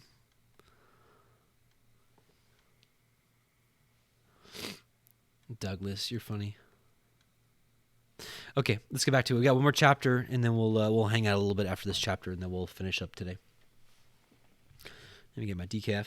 Someone told me not to drink decaf because they put chemicals to take out the caffeine. Is that right? Man. Maybe I'll have to quit coffee again. I quit coffee for almost 2 years. And,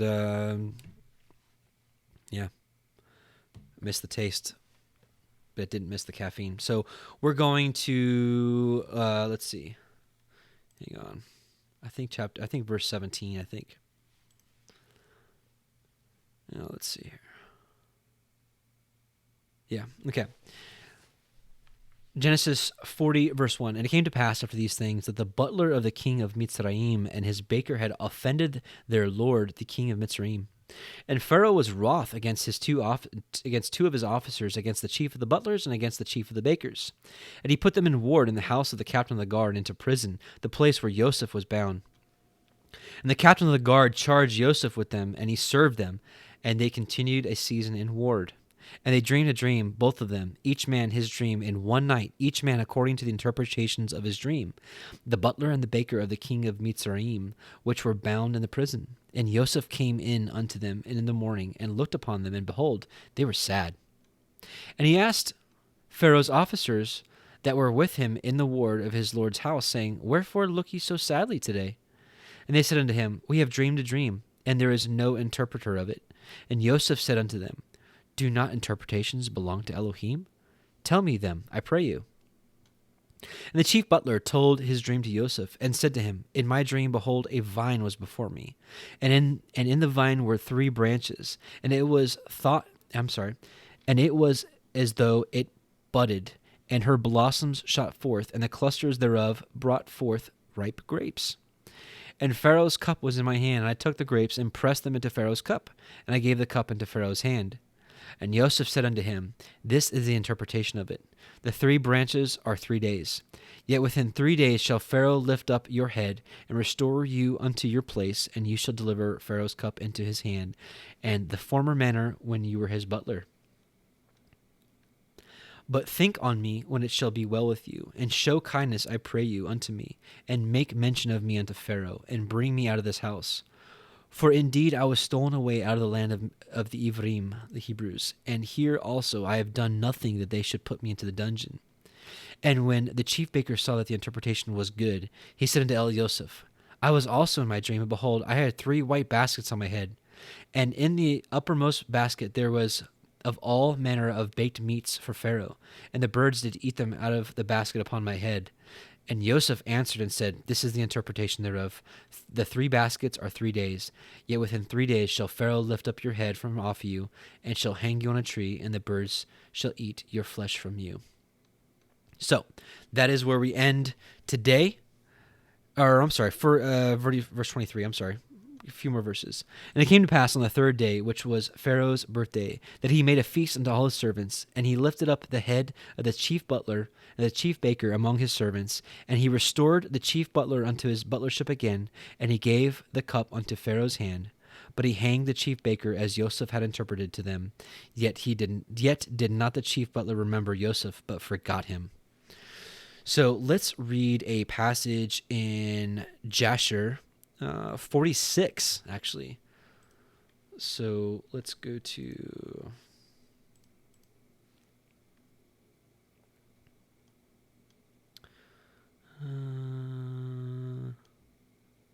hang on, let's see where I want to start at.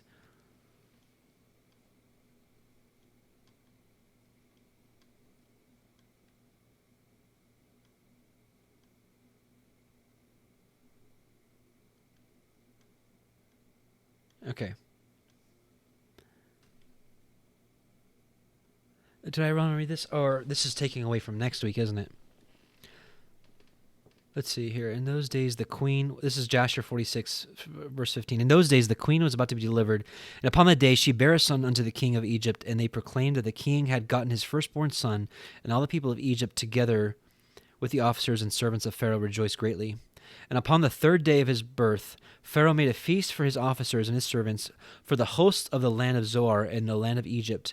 And all the people of Egypt and the servants of Pharaoh came to eat and drink with the king at the feast of his son, and to rejoice at the king's rejoicing. Here we go. Yeah, this is what okay, yeah.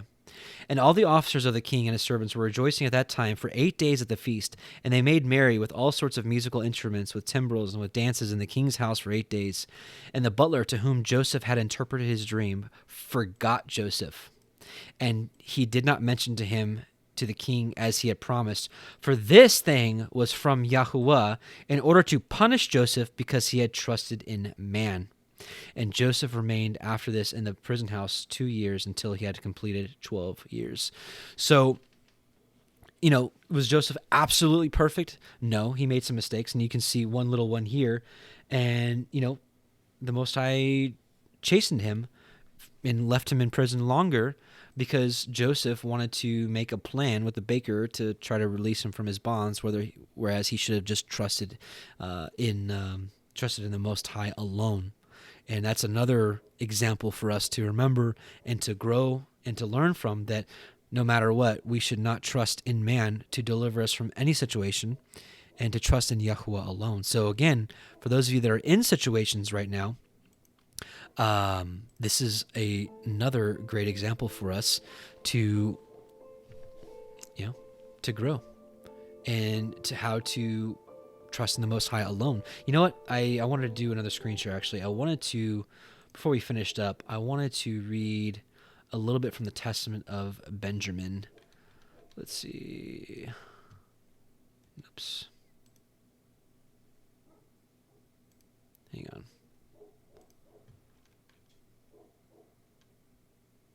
This was so amazing. I posted this on Facebook yesterday. I was so amazed by it.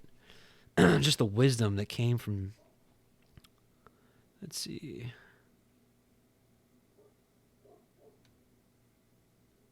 Here we go. Since this is related, here we go. And when I went into Egypt, to Joseph, and my brother recognized me, he said unto me, What did they tell my father when they sold me?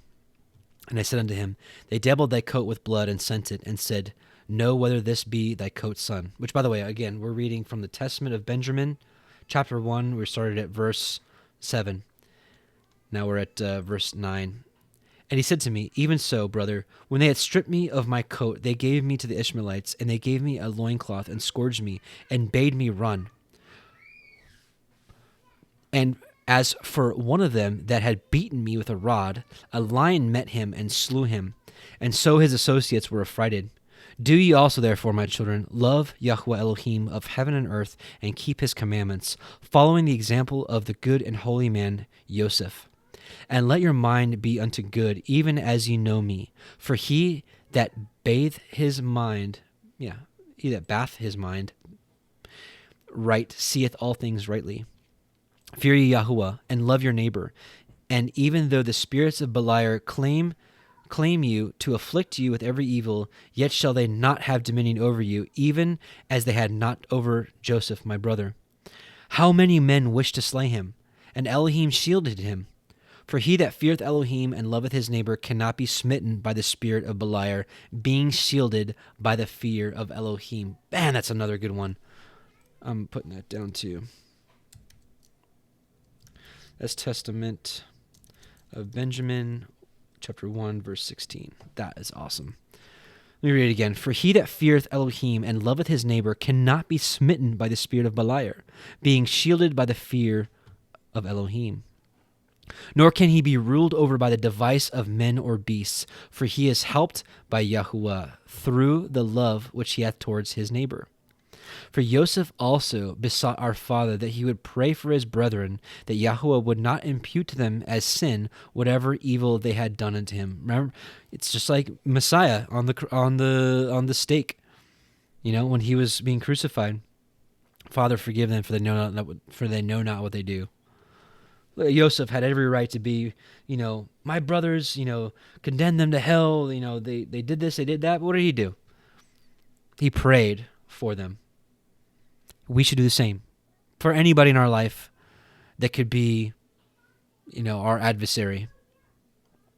Pray for them. Pray for them so that you may be perfect before our Father. And thus Jacob cried out, My good child, thou hast prevailed over the bowels of thy father Jacob. And he embraced him and kissed him for 2 hours, saying, In thee shall be fulfilled the prophecy of heaven concerning the Lamb of Elohim and the Savior of the world, that a blameless one shall be delivered up for lawless men. So this was a pattern, right? Joseph was a pattern.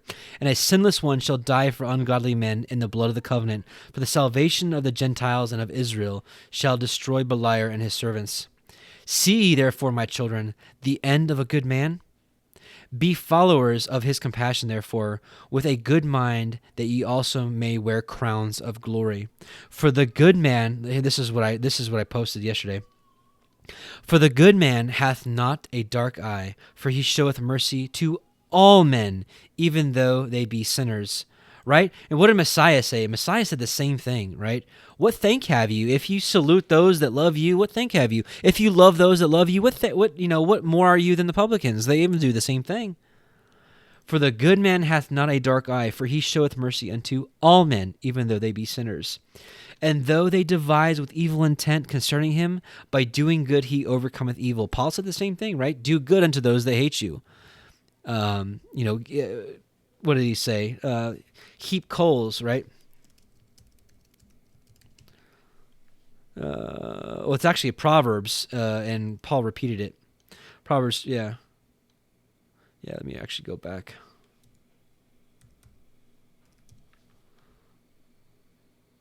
Yeah, here we go.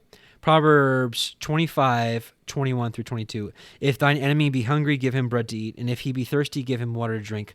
For thou shalt heap coals of fire upon his head, and YHWH shall reward thee. And though they devise with evil intent concerning him, by doing good he overcometh evil, being shielded by Elohim, and he loveth the righteous as his own soul. If anyone is glorified, he envieth him not. If anyone is enriched, he is not jealous. If anyone is valiant, he praiseth him. The virtuous man he laudeth. On the poor man he hath mercy. On the weak he hath compassion. Unto Elohim he singeth praises. And him that hath the grace of a good spirit he loveth as his own soul. So this is how we should be, right? If one of our brothers or sisters is glorified or is brought up or raised up, we're not to envieth him, right? If he's enriched, don't be jealous. Be happy for him. If one is valiant, praise him. The virtuous man he laudeth, on the poor man he hath mercy, on the weak he hath compassion, unto Elohim he singeth praises. Hallelujah. Hallelujah. And him that hath the grace of a good spirit he loveth as his own soul. If, therefore, ye also have a good mind, then will both wicked men be at peace with you, and the profligate will reverence you and turn unto good. And the covetous will not only cease from their inordinate desire, but even give the objects of their covetousness to them that are afflicted. If ye do well, even the unclean spirits will flee from you, and the beasts will dread you. Think about that for a second. What does it say? Submit yourself unto Elohim, resist the devil, and he will flee from you.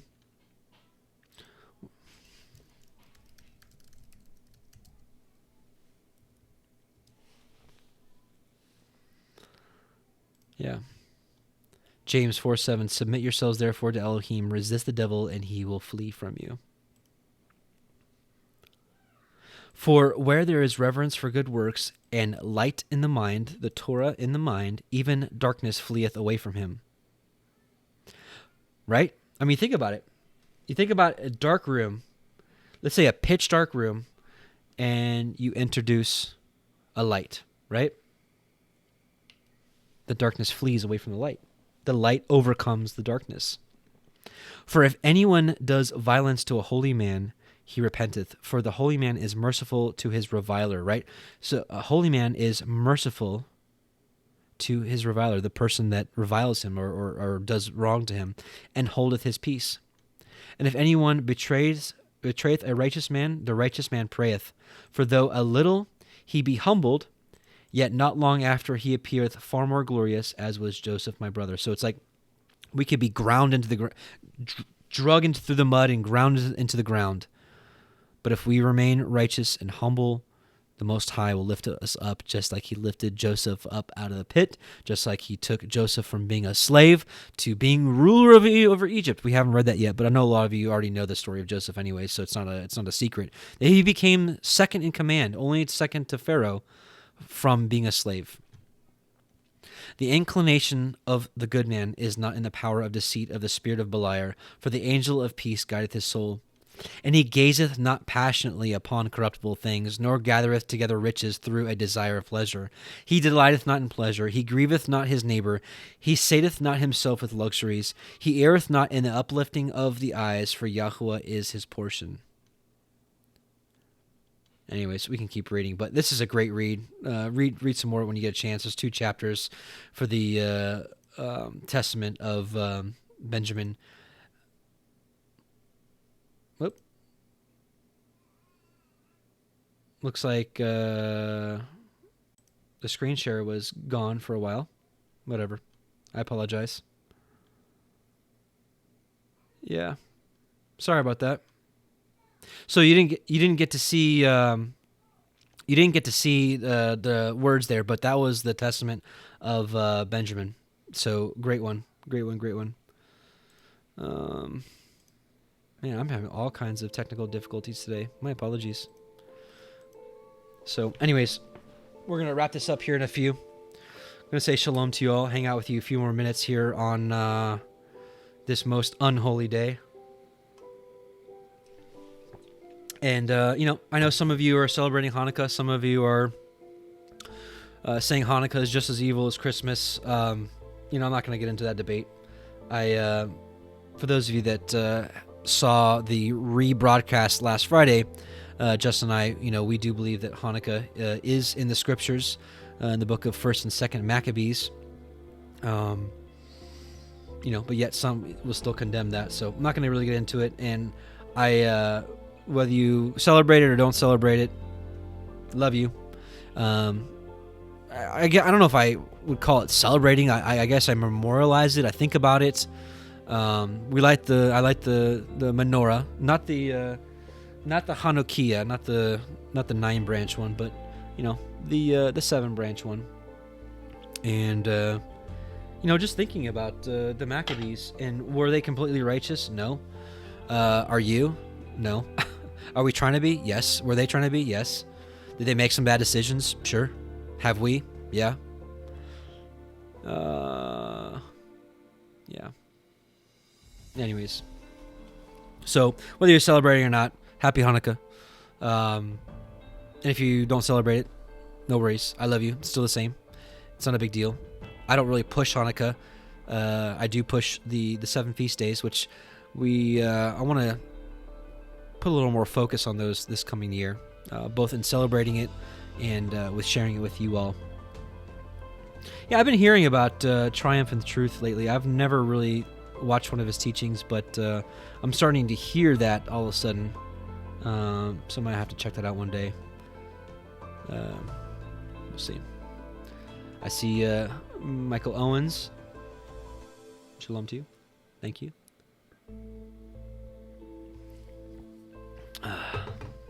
Yep, Jose, happy Hanukkah to you. So, for those of you that have a lot of family that still celebrate this Christmas thing, man, it's kind of painful. I'm gonna be honest with you. It's kind of painful.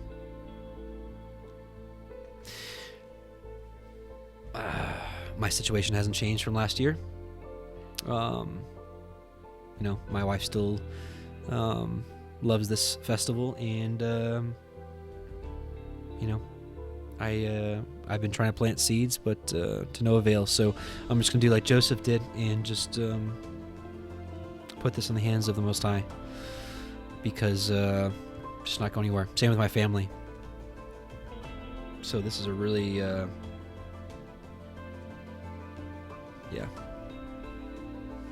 this time is, let's pray for them. Actually, you're right. Let's pray for him, sister. Heavenly Father, YHWH Most High, we just come before you as always in Yahusha's name, and we thank you for your word, our King, in whom we have salvation in alone. I want to pray for all those that are still lost, that are still loving the world and the things of the world, the feasts of the world, mainly Christmas and Halloween and Easter. A lot of these are our family, our friends, and it's just so painful to see that they won't accept truth. and that they fight for these days. They're just so deceived. The deception is so thick. We know it's like witchcraft that they sprinkle over the world to reverence this day. We do not reverence this day, Abba. We reverence you and your days, your 8 Moedim. I pray that you open their eyes. I pray that you give our family members and friends new eyes and ears to see and hear, that they may come out of the world and repent, just as you've given us repentance and eyes and ears. All in your timing, Abba. In Yahushua's name, Amen. And for those of you that may be thinking to yourself, 8 Moedim, I say that 8 Moedim. It's the seven feast days plus the Shabbat is a Moedim, so it's 8. And yeah.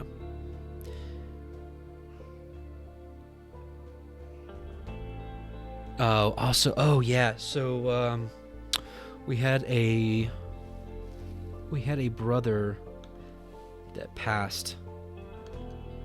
Chris Rock.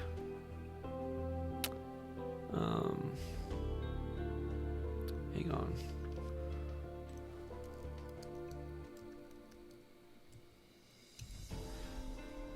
Yeah, Chris Rock, Narrow Path, passed away about last week, or maybe about 4 or 5 days ago. Here, let me screen share his channel. He was a moderator for us. Hang on. So, Chris Rock, Narrow Path, he passed away from cancer, I think about 5-6 days ago. And I think he's got some stuff here. Yeah, say goodbye. Yeah, say goodbye to Chris Rock, Narrow Path, died with cancer. So, if you remember him and if you want to pay some respects, there's a place to do that here.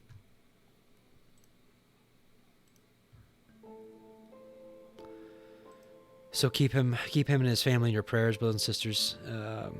Some of you guys remember, like I said, may remember him. He was pretty active, and he was one of our moderators. So, yeah. Aaron James said he went into hospice a couple of weeks ago. Yeah. Man, I wish we'd have had more prayer for him. But this was may have been Yahuwah's will, anyways. Oh, okay, David Clark. Yeah, the round table. We actually had to postpone that because I wanted all members to be able to go. Someone couldn't attend last week, so we're actually going to try it again tonight at 8:30. And it's not going to be live, so don't look for it today. We're going to be recorded off air, and then I'll upload it later on, maybe next week or so. So, yeah. Yes, sir. Chris, I pray that he's resting in peace. Yeah. Yeah. James Reynolds says, blessings to you this day for families who still celebrate Christmas. It must be difficult for you. Yeah, it is. Yeah, it is. Yeah, Aaron James says, maybe he was found worthy to escape all that is coming. Amen. Yeah, what is it? We read this a couple weeks ago. Is it Isaiah 57? The righteous perisheth and no one layeth to heart. Let me see. Is that right? Yeah, Isaiah 57:1. The righteous perisheth and no man layeth it to heart, and merciful men are taken away, none considering that the righteous is taken away from the evil to come. He shall enter into peace. They shall rest in their beds, each one walking in his uprightness. So, yeah. You know, something interesting I found about Christmas. A lot of you already know this, but I think I came across this only last year, that Christmas was outlawed in America in most states until the late 1800s, early 1900s. Like, it was outlawed. And in England, too. It was outlawed in England until, like, the mid-1600s. And here in America, mid-1800s to the late 1800s, each state was different. Like, I think Oklahoma was the last in, like 1913 or something like that. I mean, that's pretty recent. That's pretty recent. And think now it's just totally embraced. How far have we fallen in doctrine since the mid 1800s with the dispensational movement and the the removal of the books, and it's just crazy. It's absolutely crazy. So, yeah, the Puritans outlawed it, right? Yeah, liar, lib. Christmas was actually outlawed in this country until the late 1800s, early 1900s. Isn't that crazy? The Queen made it to be trendy? I didn't know that. Yeah. Yeah, Christmas, yeah. Anyways. I guess we'll end it for tonight. So I will see you all on Friday. We're going to continue our Isaiah study. It's going to be chapters 60, 61, and 62. That way that'll leave us 63, 64, 65. No, we'll do 60, 61, 62. Yeah, and that'll leave us 4 more chapters. So we may have to do 3 more weeks of Isaiah. But that's okay. I love it. I love it. Absolutely love it. Yes, this is, it's because Lynette Moody says it's because they knew it was pagan. It's true. Yeah. Yeah. Anyways. Yeah, Chris was young. James Reynolds said Chris was young. Jose says that's why they get to the children always to start these trends. Yep, it's true.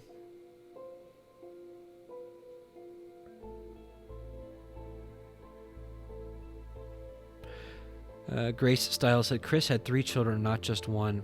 Please pray for all his young children and his wife too. Definitely will.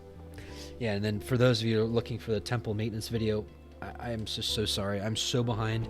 After putting the Antichrist video out with all the comments and questions and emails and everything, I was totally derailed from continuing that. And with my children being out of school this last week and a half, I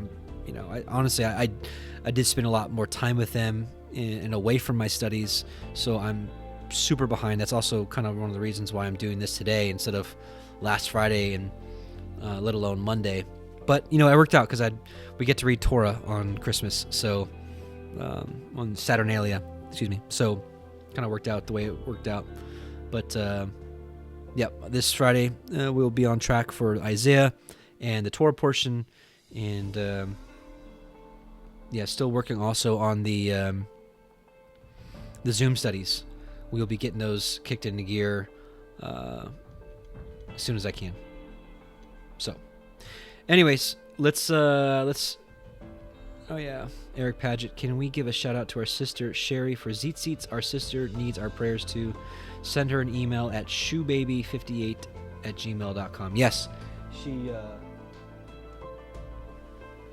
Sister Sherry is our resident sister in need who makes these beautiful Zeet that you can purchase, and it can help out a sister that doesn't have a lot of money. That's about as blunt as I could be. Eventually, I'm going to get her store on my website, so you can just directly buy it off my website, but we're not ready for that yet. Also on the website, working on the fellowship finder, so you guys can connect with each other, those of you that live near each other. And again, still working on the Zoom studies, so we should have those shortly. I know it's kind of dragging along, but I want to get this right, so yeah. Anyways, let's finish today, and let's end in some prayer. Give me just a moment.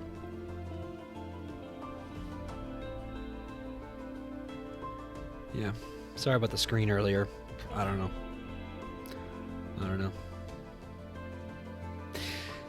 Let's bow our hearts. Heavenly Father, Yahuwah Most High, we just come before you again in Yahusha's name, and we know that the spirit of Christmas is all around right now. There's so many, even those that claim you are worshiping on this most unholy day, and we just pray that you guard all of us from this unclean spirit, And again, just want to continue to pray and to love and to be long-suffering with our loved ones, our friends, our family, those that don't understand this yet. And may we continue to be a light to show them, to help guide them to the truth, to guide them back to you. We also want to pray for our brother Chris Rock, who was a part of this community, who just recently passed. We just pray that he's in your arms and headed towards his restful sleep, guarded by angels, waiting for that day that you raise everyone up. We also just pray that all his needs for his family that he left behind is met. And if any of us can be of any assistance in that, I pray that you put it on our hearts and let us know how to do so. And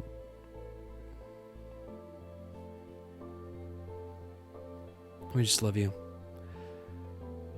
We just love you and are waiting for you. Please continue to guide us and to clean our hearts, to cleanse our hearts from any unrighteousness, that we may walk uprightly before you. We love you and we bless you, and we send a multitude of hallelujahs to you. In Yahushua's name, amen. Amen and amen, brothers and sisters. I love you very much, and I pray that this extended Torah portion was enjoyable, and love you all. Thank you for joining, and we will see you here in 2 days. Amen.